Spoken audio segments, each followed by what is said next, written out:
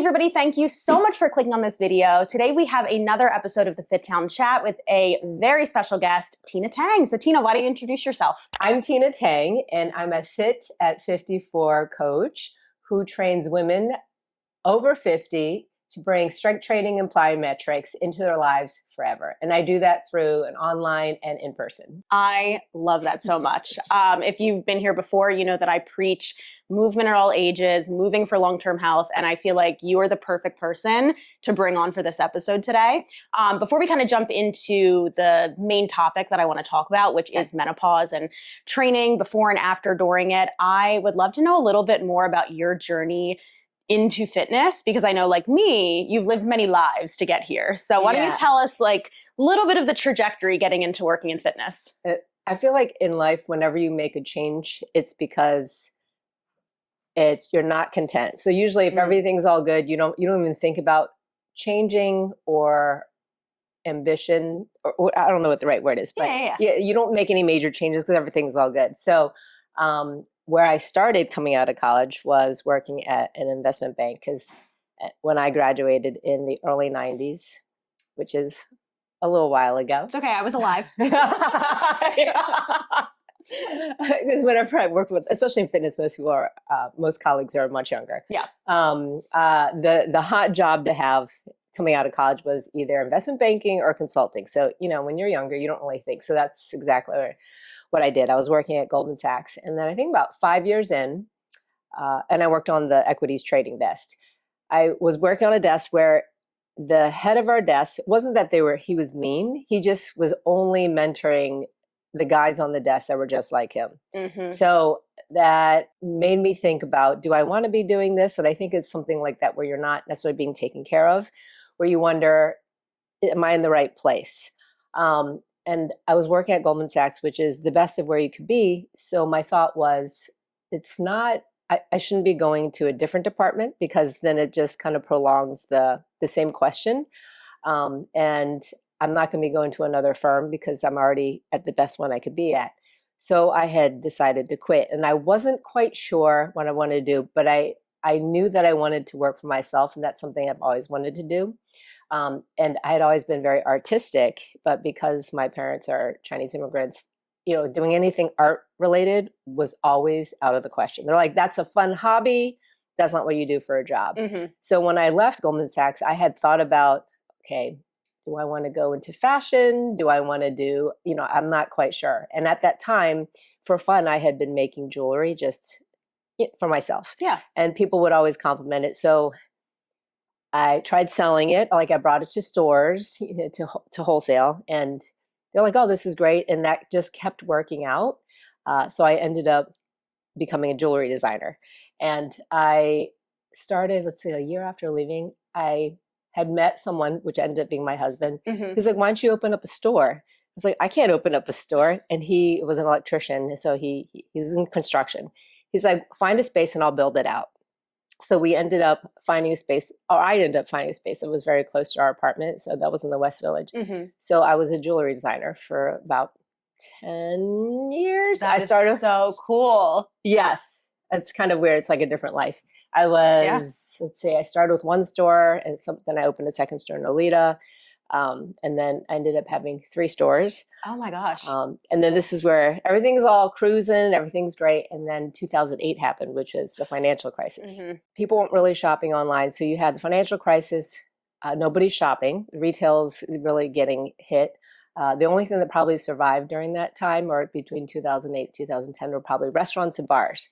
I just remember even the UPS guy. We always have the same UPS guy. He's like, oh yeah, in this neighborhood, the only thing that's staying open are restaurants and bars. Wow. And around that time, in those 2 years post-financial crisis, I don't know if people have associated, but that's when the rise of online shopping started. I think people weren't really shopping on Amazon before. Maybe, some people who are a little bit more savvy about that. Social media wasn't that big. It's like people are starting to use Facebook and all that kind of stuff after 2008. So that really changed the face of retail. And in that time period, I was having marital problems, and we were going through a separation. And so again, it's like one of those things you're like, oh, something major happens that makes you think about what you want to do. I had ended up closing 2 of my stores. So I had just the flagship one, my original one in the West Village. And I was going through the process of a divorce.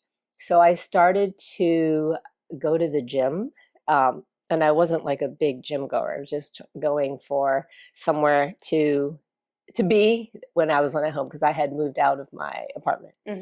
And I really liked it. I would take these group fitness classes and always be asking the instructor, well, how do I do this? And why are we doing this? It was like the strength classes. But now I know it's not really strength. You know what I mean? Yeah. But what I thought was strength. And I thought, maybe I'll just take a course so that I can understand how to do all this stuff, because I'm really enjoying it. And so I ended up taking a personal training course.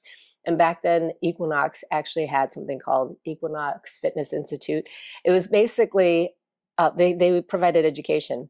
And what I think about now is probably a feeder into their into like being a trainer for them. Yes, yeah. I mean, I was group fitness, so I wasn't personal training. Oh, you were at Equinox too. Yeah. Okay, got it. Yeah. Okay. So I was group fitness, so I didn't get. And when I was there with the trainers, they did do like you got continuing education. Yes, as an employee. Yeah. Yes, but I don't think they do that anymore. Oh, that's too bad. Yeah, I think they took that away. Because that was one of the don't quote me on that.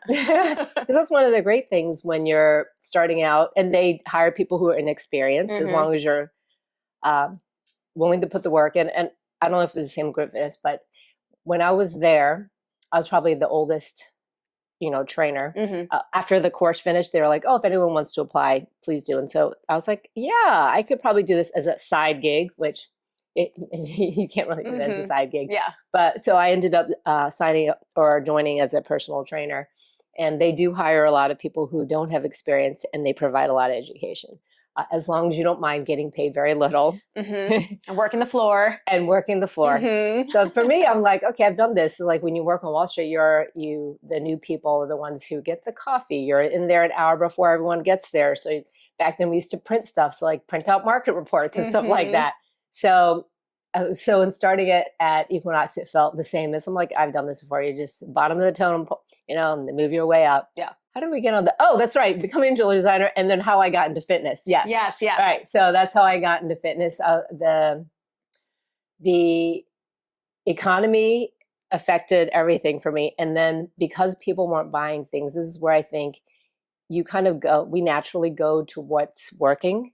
So people weren't buying stuff, but I was like, oh, this fitness route I'm really enjoying it. It's something different. I'm starting from the beginning. I've done that before. So so I was at Equinox for about, I think, 3 years. And you probably, the group fitness is different, but on the one on the personal training level, you don't want to stay there because they pay so little.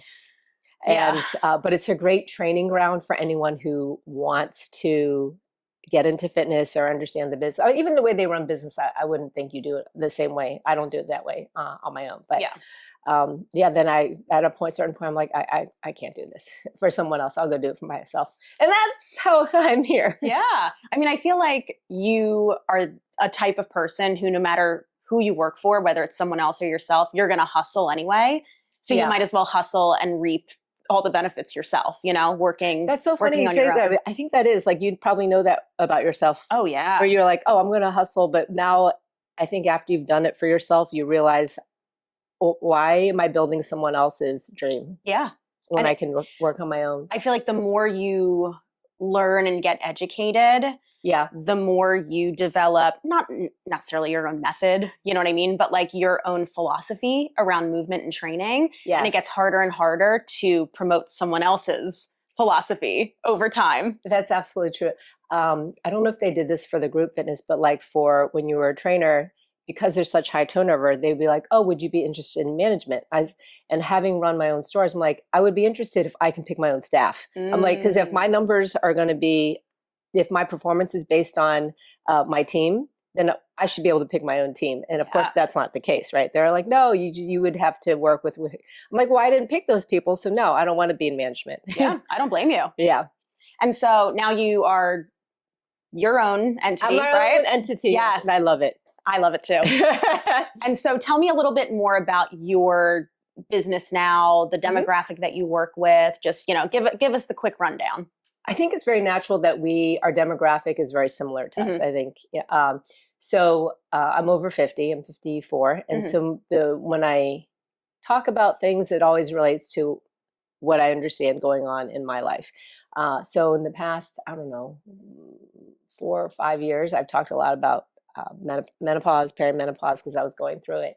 So most of the people who are drawn to me are women who are in that stage, and also some, sprinkling of. Yeah, of course. But like I have a few dudes, like, you have who your just core. enjoy. And then, Yeah, exactly, Yeah. exactly. So, and I've always all been about strength training. I just love. I would rather lift 2 heavy reps than do 20 plus, 30 plus reps. or go outside and run, but I've been trying to run more.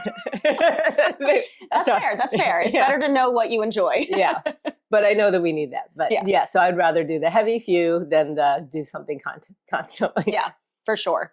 And so that kind of naturally leads us into the main topic of the video, which is going to be talking about menopause and, not necessarily the complex science behind it, but how we maybe change our lifestyle in terms of training once we hit that stage of life. So I feel like what would be helpful to start, because I've gotten this question a lot about training with menopause, and it's becoming more and more talked about, which I think is fantastic. Yeah. Because a lot of, biological women's issues aren't talked about for a long time and aren't necessarily researched. So I feel like we just need definitions: perimenopause, menopause, and postmenopause. Do you want to do that? Yeah. Okay, great. Yeah. So perimenopause is basically the period up until you stop getting your period, but it's not premenopause.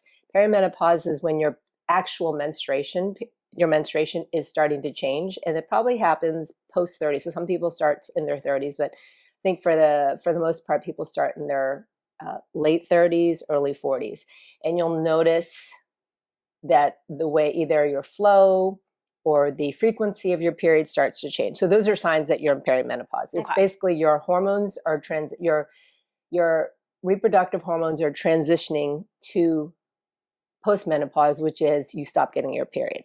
So technically, the day where it's 1 full year without your period is menopause. Yeah, I didn't know that. It's like 1 day. Someone corrected me one time online. They were like, "Well, menopause is just 1 day. It's not like it's not the period after you no longer menstruate." And I was like, "Oh, I didn't know that." Because no one ever talked about it for us. Seriously. Yeah. Okay. And then after that 1 day, you're postmenopausal. Kind of postmenopausal. Yeah. Okay. But I think some doctors will be like, "No, you're always in menopause." I don't know, but that whatever the technical. Yeah. That's the technical. And then internally, this is all happening basically because our ovaries are no longer functioning, basically. I think it's just getting ready to I would say a new stage of life where you're not going to be having kids. Okay, So your ovaries will still produce a small amount of estrogen, but because it's literally going from a certain level and then zigzagging to a point of a very super low level, that zigzag point is perimenopause, and then once you're in that low level constant is postmenopause, and that's where people notice a lot of physical changes on the way there and then after. Yeah. Okay, so we have our definitions. We're all on the same page. I feel like I have seen in the last 6 to 12 months so much more discourse online about how to train for, we're going to just keep saying for menopause, even though we understand that that's 1 day, but we're going to keep saying that to make it easy. So how to train for menopause. I've even seen like dietary recommendations and all that. I don't think we need to go into that today. I'd really love to focus on the strength and cardiovascular aspects of it. Sure. And I feel like the biggest thing that I've seen has been about polarizing training. So you need to go like really heavy, really low rep. So like more of that max strength type of training. Yeah. Or really short spurts of cardio, like zone 4, zone 5 training, and all the stuff in between. Basically what I've heard people saying is like, it's no good. You shouldn't be doing that. And I would love, as someone who is, gone through this themselves, but also trains a lot of people in that demographic, I'd love to just hear your approach to it and your thoughts on training for menopause. It's a valid question because I think all this stuff that's happening online makes people feel like, oh, I have to do that, or literally I'm going to fall apart, which is not true. I had a conversation with another trainer who's actually same age as me, and she's like, she's probably been coaching for like 25 plus 25 years. And she's like, this is really doing a disservice to most people because they're thinking they have to do this when most people are just not exercising, right? Right. So, and then that data that they're talking about is really, it's like the stuff that Peter Attia does where like, oh, this is how you optimize your health. You have to do this, this, this. I'm like, great, but who has the time for that? And who has the money to do all that? Yep. So I think net, the information that we receive online is based on data, but then most people are not in those extremes. Mm-hmm. So the same advice we would give to someone who's working on diabetes prevention or cancer prevention would be the same advice you give to a woman who's in post menopause, whatever. Because not everyone is strength training, mm-hmm. right? Like we know that most people, a lot of women don't. They focus more on bar or yoga, and there's nothing wrong with that because we do need flexibility and mobility. But strength training is important for everyone, regardless of sex or age. I would say the difference for exercise for women, let's say after 45, after 50, is the reasons why you do it. The priorities change, as in like it becomes more important because your body's change, but it doesn't mean that if you don't do it the polarizing way that it's going to be bad for you, that you're not doing anything. So if you're not lifting weights, even moderate weights is fantastic. Yeah. Because we're all getting weaker as we get older, right? Whether you're a man or a woman. When we think of our grandparents, we always think of like someone a little slower, mm-hmm. more feeble, right? Like needs help doing stuff. And it's just from aging. So we all need strength training. And in terms of the cardio, do you remember the statistics about what the CDC's that we have? What percentage is it? 25% of Americans are not doing either, right? Oh yeah, it's something. I think it's like 28%, but it's like a quarter of people are not doing strength training or cardio. Yeah, right. And then the other percentage is like only doing the strength part of it, only doing the cardio. So I think for us focusing on heavy lifting, and I think it's a good message because instead of thinking, let me just keep with the same weights, we want to be progressively overloading. So what's heavy for one person is going to feel different for another person. So it really depends on starting point. And in terms of the zone 4, I think for anything we do, you always want to push your limits, right? In order to get stronger, have your heart be stronger also, you have to push to your outer limits. Yes. Right? So it's important for us to have our aerobic base of like walking or whatever it is that just moving every day, which is what a lot of people don't do too. Like like when you ask clients, like, what's your step count? I'm always surprised to how it's under 5,000. Yeah. I think, don't quote me on this, but I feel like the most recent statistic I saw is that the average American does get less than 5,000 steps a day. I think you're right. I think it was around 4 or 5. It's between 4 and 5. And, the recommendation for long-term health is a little closer to 7 to 8. Mm-hmm. And that's, that's great. And that's plenty. But you're exactly right. It's where are you starting at? Because people also hear lifting heavy and they automatically go, I need to be lifting 400 pounds in my deadlift. Yes. It's like, well, heavy is relative to you and your strength. Yeah. Heavy for someone with a deadlift, if they're just starting out, might be 40 pounds, Yeah. And then when I think about that recommendation, when they're saying like 3 sets, 3 to 5 reps, I'm like, okay, so what you're talking about right now is barbell training. And right. And I'm like, how many people even when I was starting out as a trainer, I hired one of my coaches or co-workers because I'm like, I don't know how to work with barbells, right? I hired a coach and I said, I want to do 10 sessions. I want you to teach me every barbell lift because I don't know how to do it and I need to know. Exactly. Yeah. So how can someone who, at least we work in the business, so we hire one of our colleagues, but not everyone's going to have access to a trainer. I think some people are good at learning on YouTube. I've seen someone who took one of my barbell classes. I was like, where'd you learn how to back squat? She goes, oh, I watch YouTube. I'm like, okay, this is unusual. Yeah. Most people are not going to watch a YouTube video and figure out how to back squat. Yeah, that's impressive. Yeah. So the reps that they're suggesting, like this is straight up powerlifting recommendations, which most people are going to do. And I think even when I teach my small group classes, women, and I'm like, okay, we're going to do sets of 4, just 6 reps. They're still not picking up that.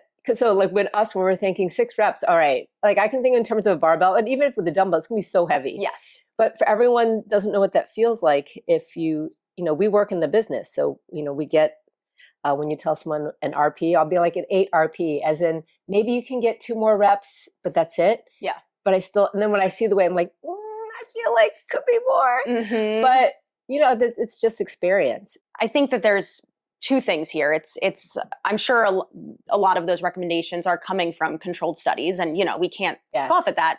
But I think we also have to remember that most of the time those studies are done on people in like peak physical form who have also had a solid base of training for years. Yeah. And don't quote me on that because I'm literally referencing imaginary studies that I have not read. But most of the time studies are done on either athletes or people who already have a solid base of training, if we're talking about this. And B, just like you said, we're already overlooking the fact that most women are not actually strength training. Right. And it is crazy to suggest to people, hey, you're not strength training at all right now, but once you hit menopause, now you're going to be basically powerlifting. Exactly. That's why, It's such a huge jump that is not really achievable for a lot of people. It might not be accessible to a lot of people. And I feel like the phrase they used earlier about Peter Attia, like optimization, most of us don't need to be worrying about optimization. Yes. We need to be worrying about hitting the bare minimum. Yes. And then progressing from there. Yep. I like that. Yeah. Because even when I watch Peter Attia or Andrew Huberman, I always get so anxious. Like, oh my God, I should be cold plunging and this and then that. And I'm like, but how do they have time to do that? I mean, sure, in an ideal world, if we were doing all the things and eating all the right things, but it's resources, time. Yeah. They're almost doing, I feel like sometimes they're doing it as like science experiments on themselves, but listen, they're still in their 40s. So until he hits 100, I don't know if it's for sure. So, one of the things that I actually watched recently was the PBS documentary, the M Factor. Yes. Yeah. Everyone, I highly recommend. I did have to make a little donation to PBS to watch, but it was well worth it.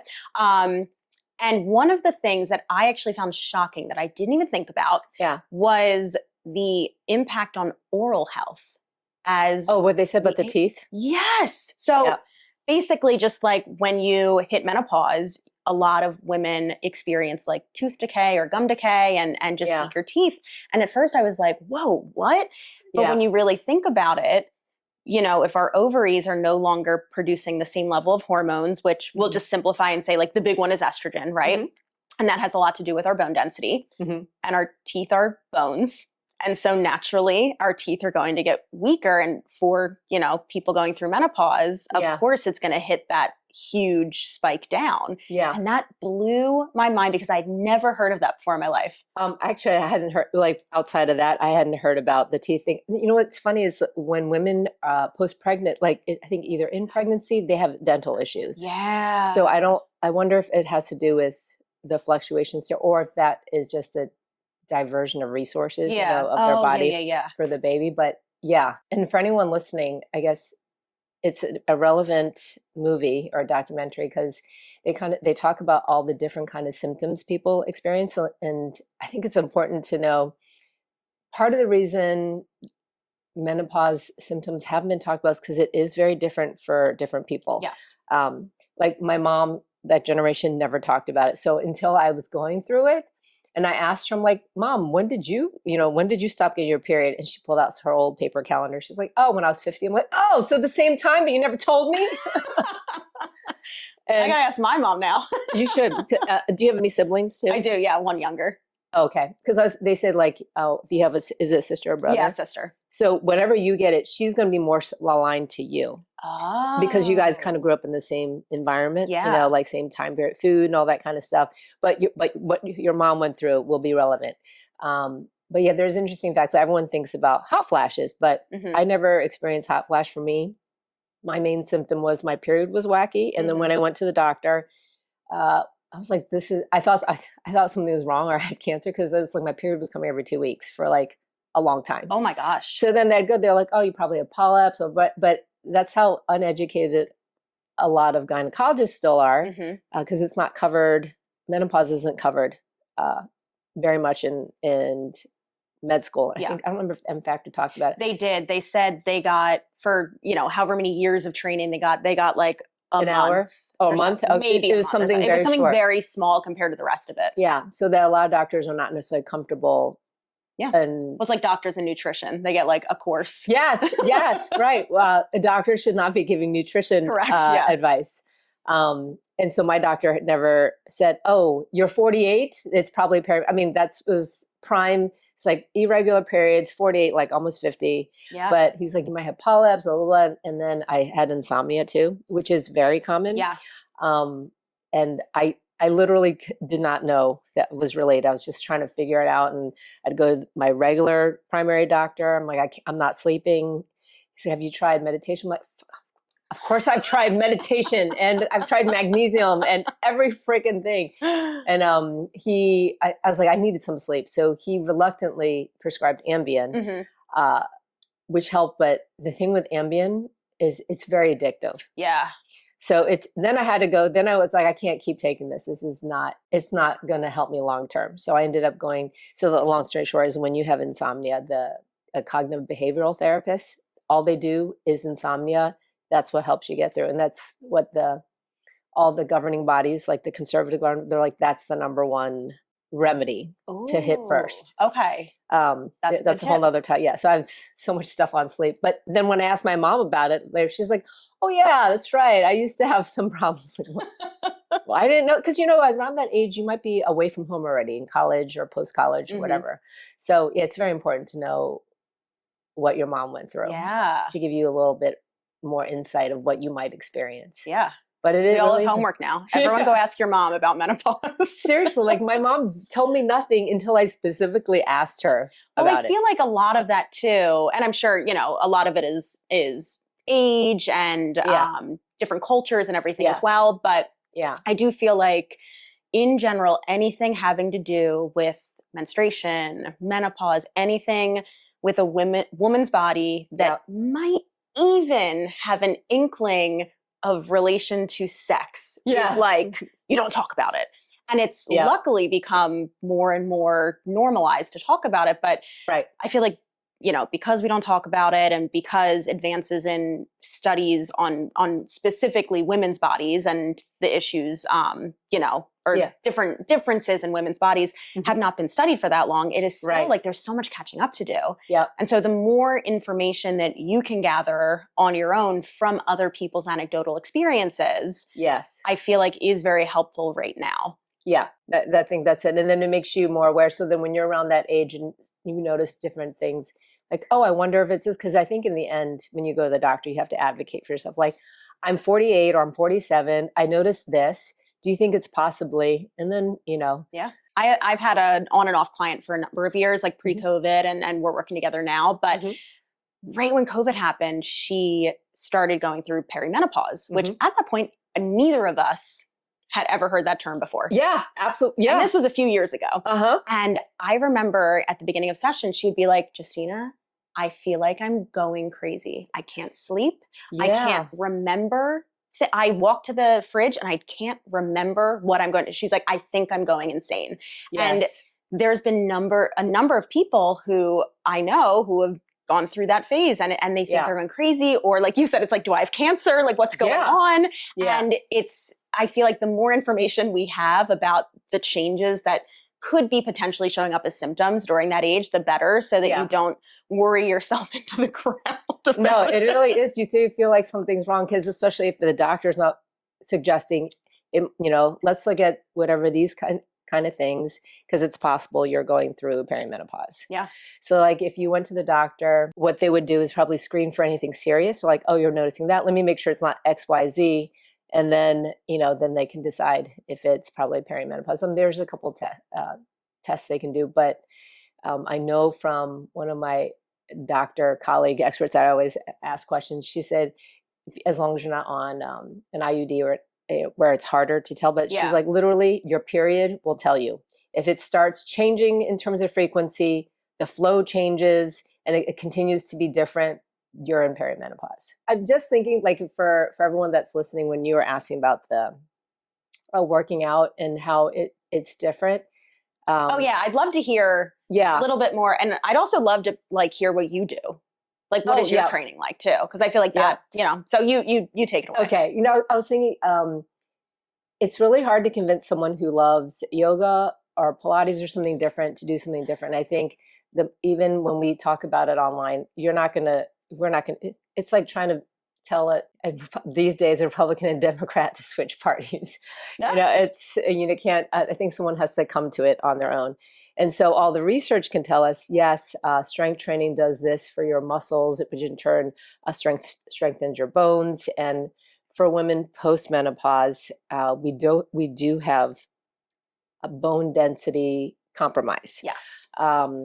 So even when you lift weights, like for me, I've been lifting, before I went through menopause, lifting heavy for 10 years. So when I say lifting heavy, I was lifting with barbells. Mm-hmm. So even when I got my bone density, it showed low bone density because they screen your hip, your neck, and I think your wrist. It's like those 3 areas. So I was actually surprised. But then the statistics are, remember, I think 60% of women over 50 have either osteoporosis or low bone density. So that's a big percentage, right? Yeah. And that's, I remember hearing this one doctor, she goes, even you could have someone who doesn't really lift weights and then not really get osteoporosis. The body is weird. It's sometimes genetics. Yeah. Right. So with Asian women, it's like 20% of Asian women have osteoporosis, and it's because they're a smaller build. So in this case, when you're a smaller build or slighter, you're much more at a risk for osteoporosis than someone who's a little bit heavier.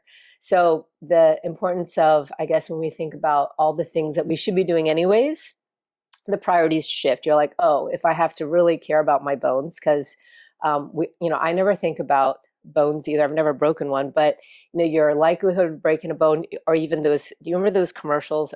You might have been too young, where it was like a life alert. I fall and I can't get up. I remember those. Okay, yeah. I mean, everyone jokes about it, but I can tell you that I have colleagues who are like fire people, and what do you call it? That take all the calls. So like the emergency. Oh, like dispatchers? Yeah.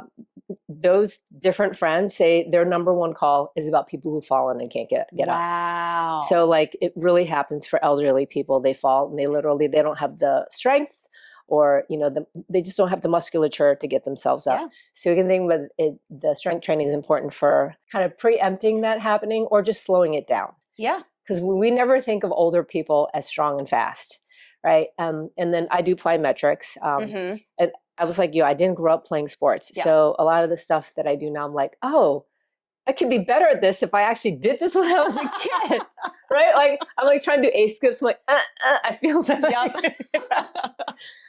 And that's where I was like, oh, if I had kids, I'd make my kids play all kinds of sports. Oh, and I just went, right? Yep. Because you're like, and I already know what it's like to be an adult and not have that.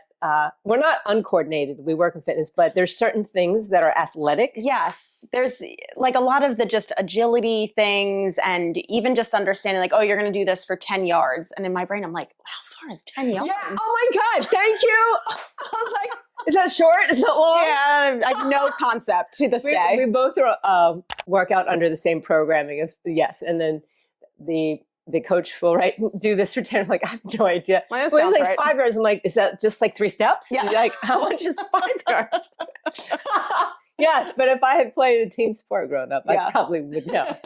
So you just mentioned plyometrics. Yes. Which is jump training. Yes, thank you. I was like, oh my God, how do I break this down in 2 words? Yeah. So it's jump training. And I get comments from people all the time. Oh, I'm too old to jump. I can't do it. And I feel like I would love to hear your perspective on it, because I've explained it to people 1,000 times. But what do you say to someone who says I'm too old to jump?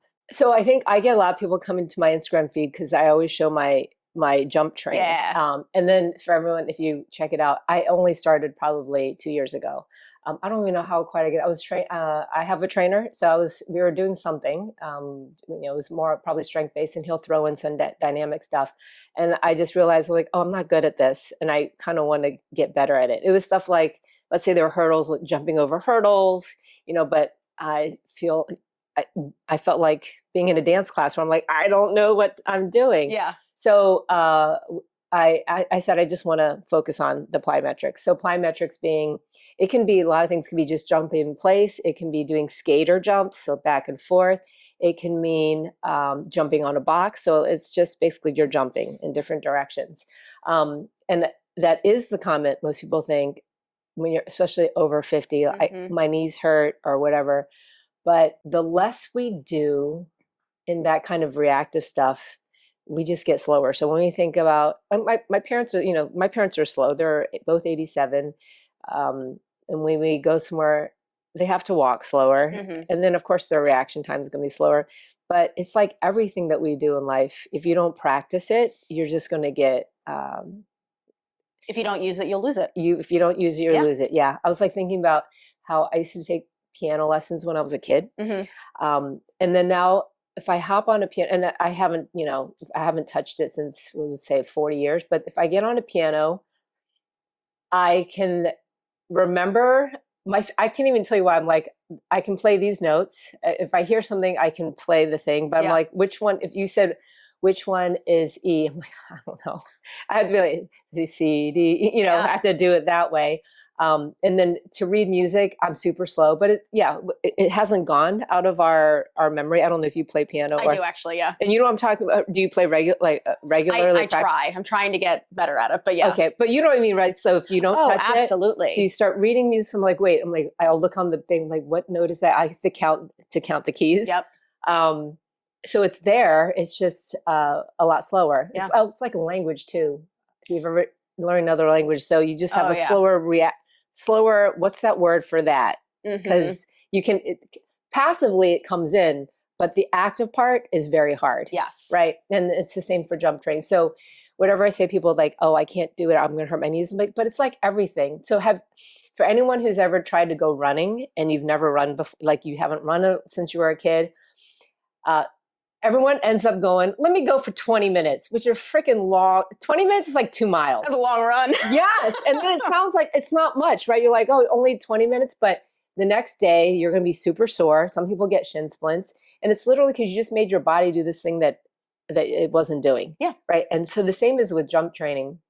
If you just go in doing all these jumps, and of course your knees are going to hurt, or wherever other parts, like your ankles, if your ankles feel stiff. Yeah. So it's really about doing little bits. So the easiest way, I think, to add it in is jump rope or pogos, where you're basically just bouncing in place. It's actually kind of fun. It makes you feel very happy, just jumping up and down. And you get springy. Yeah. Very nice. And you get springy. So whenever people want to add that in, I'll sprinkle it in little bits before, kind of the way Hunter does it in our programming, where you're doing a little bit of bouncing, maybe 10 bounces, right? Do 2 sets of 10. And then the next time you work out, you could do that. And then you can start changing the thing. Like one thing people have done in group fitness classes is skater jumps. Like that's plyometrics, going from left and right. Or even box jumps. People get very scared of box jumps. It's very mental because you feel like I'm going to jump and miss and then hit my shin into the corner. But I always tell them, like, the box jump is just really a regression of tuck jump, but which is just jumping in place and pulling your knees up. Yeah. So what I would say to people is you can if you want, but we're not going to force you. You will feel younger when you do it. Your body will get used to it as you're building up your tendons, your muscles, it gets used to the challenge. Yes. But you have to build your ability to do it.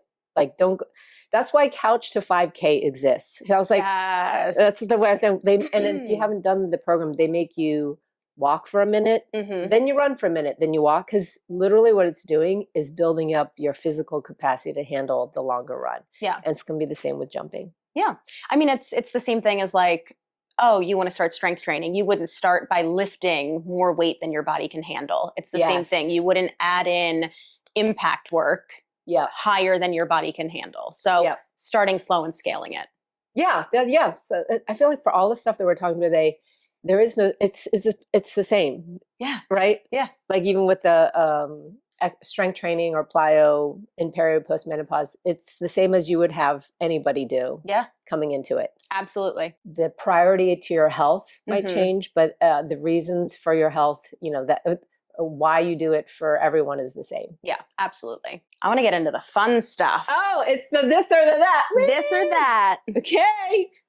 That means do it's not go just through straight this reactions. All right. Okay. Whew, the fun stuff. Okay. Let's start easy. Okay. Cats or dogs? Dogs. Oh, do you have a dog? No, I watch other people's dogs. I was going to all say, the wait, time. I've seen you with dogs online. Yeah, it's not even my dog. Oh my This is gosh. neighborhood dogs. Oh, you're like, well, so I'm a cat person. I have a cat, I love it. but I like know every neighborhood cat. Like, I walk around my neighborhood and I'm like, there's this cat, there's that cat. Oh, there's Orby, there's Spike. You don't know their owners, but you know the cats. Oh yeah. Okay, yeah. They probably think I'm crazy. My husband will walk around and he'll see a cat walking. He'll take a video of it and he'll go, hey, my wife says, pss, pss, pss, pss, and he'll send it to me. Hey, Justina says, pss, pss, pss, pss, pss, pss, pss. Kitty. Hey, Justina had a message for you. Justina wanted to say, pss, pss, pss, pss. He's a keeper. I love it. I do love cats. I think it's because I have cat energy. I'm very like introverted. Like I recharge by myself. Wait, I do that too, though. Oh yeah. Well, yeah, I guess. But no, but I guess it's different. Yeah. Yeah. I mean, just the dog cat thing. I've also never owned a dog, so I don't I've really. owned a dog. Yeah. So I think it's biased. Yeah. Okay. Love it. Mornings or evenings? Mornings. Same. Yeah. I'm a morning person. Yeah, I was like, I gotta go to bed early. Yep. Beach or mountains? Mountains. Okay. Where did you grow up? Suburbs, Maryland. Okay. Yeah, but the beach, I feel like it's hot. I can read. It's a little bit of water. Yeah, mountains. Yeah, absolutely. Where do you prefer like your mountains? Where have you been that you've been like, oh, this is stunning? I don't know if how often I go there, but near Vancouver, where Whistler was at Whistler around there. I remember hiking in there. I was like, oh, it feels like Lord of the Rings kind of magical. Oh, I've never been. Oh, it's very beautiful. It has moss, and when you hike, there's moss everywhere. You know, like that carpeted kind of moss. Yeah. And then the type of trees they have there, it feels very magical. Oh, I don't know what I would pick because I grew up going to the beach, like South Jersey, like Wildwood, like. Yeah, so it has childhood memories for you. Yeah, but I worked in Colorado on and off with it, and I fell in love with it. Everyone was like, you're going to fall in love with it. And I was like, no, I'm an East Coast girl. I'm from Philly. So I'm like, I'm East Coast. I love Philly. Oh yeah, it's a fun city. I absolutely. I feel like it's the most underrated city. I'm biased, but I love Philadelphia. It is. You can walk the It's very entire city. walkable. They have great food. Yes. People are very friendly. I was thinking, are you what part of Philly? So I'm from the suburbs, and then I lived in South Philly for 5 years, and I went to Temple. Oh yeah, that's right. You're so that's yes, absolutely. I'm like, have a little walk up there. I love it's a great city. It's a great city. Highly recommend. Winter or summer? Now, this is different than beach or mountains now. Yeah, because right now I'm hating how cold it is, but then when it's summer, I'm hating how hot it is. I think it's not going to be either. Summer's hard in New York. Summer's hard because unless you have money, well, I don't know. You're in Jersey City, maybe it's different, but I feel like unless you have money, you don't have central air. I don't have central. Okay, great. We have window shakers. Yeah, and it's not the same. Yeah, it's uncomfortable. Walking around I live in an old building, so it's same. Yeah, yeah, and it's just like you're always like walking through someone else's like armpit smell. It's gross. Yeah, it's not fun. I am a winter girl, though. I do love the cold. You love it. See, but that's smart, though, because I get it, because you can always layer up. Exactly. Yeah. Right? Yeah. So do you get summer depression? No, I just get cranky because I'm hot and I sweaty. I feel disgusting. Yep. I'm also a naturally sweaty person. I don't run hot. I'm just sweaty. Maybe that's something that I should get diagnosed with. But so in the summer that I'm like hot and extra sweaty and I just feel disgusting all the time. Yeah, that's that. And then you can only wear certain clothes and then sometimes depending on where there doesn't matter what you wear, it's not going to help it. And then we already like sweat for a living, so it's just a mess. Yeah. Coffee or tea? Coffee. Same. How do you like your coffee? With cream. Okay, like cream, like half and half type of cream? Half and half cream. Okay. Yeah. Nice. Do you do like a Keurig? Do you do like pour a pot? over? Oh, a pour over. Yeah, I love a pour over. We just do old-fashioned. Old-fashioned pot of coffee. With half and half? No, I do regular milk, like a 2%. Yep. Fairlife, because it froths up really nice. So I have a milk frother. Yeah. So I froth the milk so it's real like thick and juicy. So it almost feels like a cappuccino. Yeah. But just hot coffee. I don't know why. You know what it is? Because I make it very strong. So when I do the pour over. Yeah, I'm a little bit of a wuss. If Okay. if I was cooler, I would have strong coffee. That's right. With like the pot coffee is a little bit weaker. Yep. Okay, exercise related. Squats or deadlifts? And this isn't like what was better for your long-term health. Of Like course. what would you rather do in the gym? Deadlifts because it's easier. Everyone hates squats. Squats are fucking horrible. I know. Are fucking horrible. You can curse, that's fine. I mean, I love squats, but you're just like, am I going to get up? I do feel like it takes, and I guess like joint wise, you are getting more range of motion in general. Yeah. So it's so much more fatiguing. It is. I think that's as you think about a heavy squat day, you're like, Yeah. Yeah. And so if you had to do squats, would you prefer back squat, front squat? I think because of how I learned with the coach that I had when I was learning, which was starting strength method, it's low bar back squat. Ah, low bar. Yeah. I never back squat, but I would do high bar.